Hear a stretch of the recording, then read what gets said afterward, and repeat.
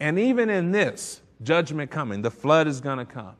Even in this, God still seeks to preserve life. Now you got to consider the fact that God could have erased all of humanity. God could have wiped clean the entire face of the earth, man and creatures, man and animals. He could have simply eradicated everything. But see, God's desire is not to annihilate. God's desire is to preserve life. That's what he wants to do. Preserve life. God's desire is to protect the life that he has given.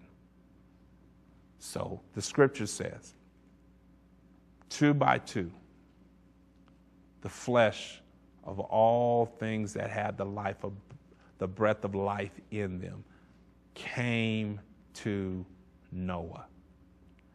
And in the ark that God gave dimensions and measure for Noah to create, in the ark, we see the preservation of life.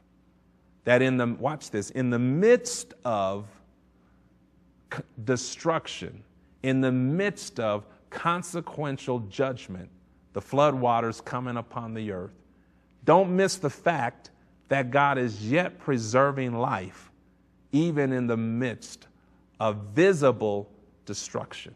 And that's what I think sometimes we don't emphasize enough. Yes, God did judge the earth. Yes, God did send the flood to purge his creation. But in so doing, God will always seek to preserve life. How does that apply to us today?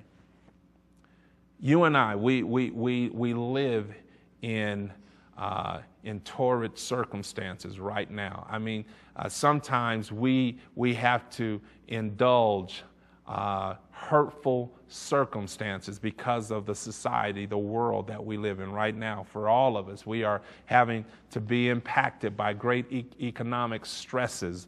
We are struggling and wrestling with great social inequities right now.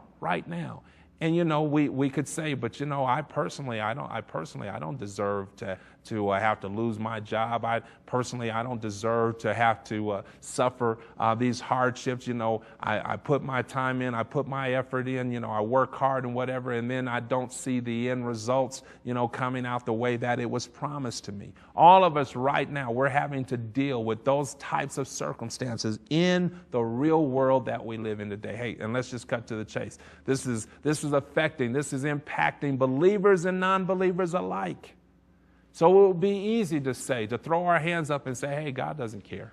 God doesn't care. If he cared, he'd fix this for us, you know, as if it was his fault, you know, that we are in the circumstance that we are in. I'm not getting into pointing fingers about who did this, who didn't do that. But here's the teaching point. In the midst of this great general crisis that we are dealing with as the human population, and inside of that, the personal persecution that some of us may be dealing with, even in our own day-to-day lives. But let's don't miss the fact that in the midst of all of this madness, in the midst of all of this messiness, God is yet preserving life.